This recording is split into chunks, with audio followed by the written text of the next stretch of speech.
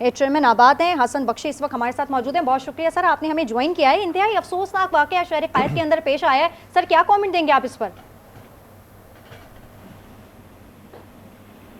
हसन बख्शी साहब बहुत शुक्रिया, आपने आज उसको ज्वाइन किया है। सर इंतहाई एक अफसोसनाक वाकया लियारी के अंदर पेश आया है, इमारत गिर गई है, क्या कहेंगे सर इस पर आप? जी बिस्मिल्लाहिर्रहमानिर्रहीम। जितने भी सख्त में अल्फाज मजम्मत या अल्फाज इसके लिए इस्तेमाल करूं वो कम है। अल्लाह ताला हम सबको हिम्मत, ताकत और ख़ास तौर पे उन फैमिलीज जिनके साथ ये एक्सीडेंट हुआ है उनको हिम्मत दे कि वो इस तकलीफ से निकल सकें। देखें, दो किस्म की बिल्डिंगें गिरने के वाक़यात मुसलसल हो रहे हैं और मैं कहता हूँ इसका नंबर घटेगा नहीं बढ़ेगा। एक तो वो डेंजरस डिक्लेयर्ड बिल्डिंग है जो 50, 60, 70 साल पहले बनी है और उनका लाइफ साइकिल पूरा हो गया है। अब ये बिल्डिंगों को डिमोलिश करके रिकंस्ट्रक्ट करना है।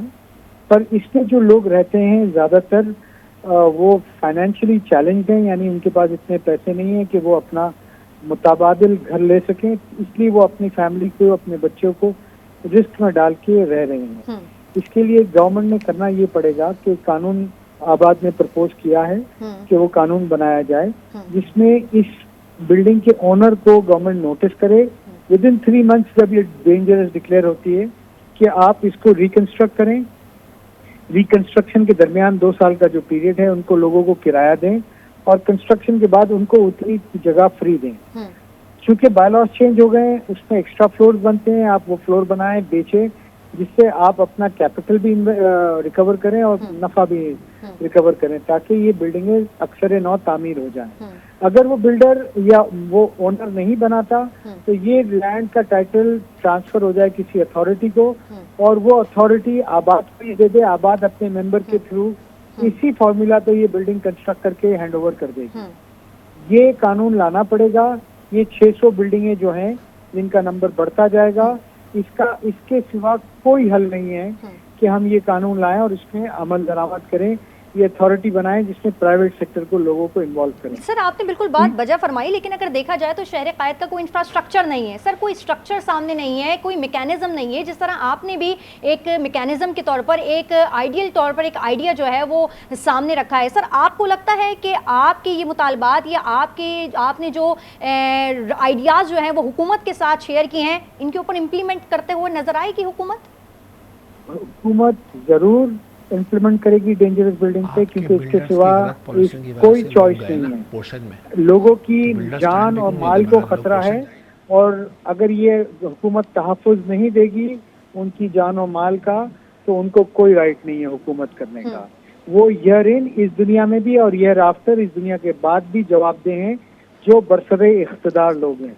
इसके अलावा मैं आपकी तवज्जो उन बिल्डिंगों की तरफ करना चाहता हूँ जो तकरीबन 50-60 हज़ार वो बिल्डिंगें हैं जो इलीगल, अनऑथराइज्ड, अनअप्रूव बिल्डिंगें 40 गज पे 8-8 माले की, 10-10 माले की बिल्डिंगें बन गई हैं। सर एक बहुत बड़ा रेशो है, किस तरह अप्रूव किस तरह हो गई, एनओसी कैसे क्लियर हो गई? मैंने आपको कहा कि बगैर अप्रूवल के बनी है।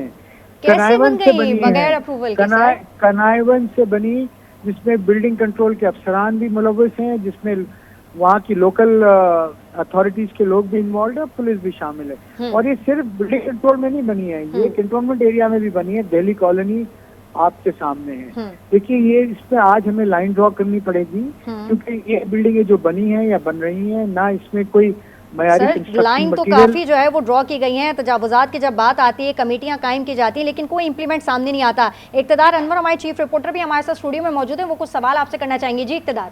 हसन बख्शी साहब, मैं आपसे अस्सलाम वालेकुम, बहुत शुक्रिया आपने हमें टाइम दिया। ये बताइए हसन बख्शी साहब कि अगर हम कहें कि शहर में जो पोर्शन का कल्चर फ़रोग़ पाया उसकी जिम्मेदारी बिल्डर्स पर आती है, क्योंकि उन्होंने इतनी देर में मंसूबे आवाम को डिलीवर किए कि लोग ये पोर्शन लेने पे मजबूर हो जाते हैं। इस बारे में क्या कहेंगे?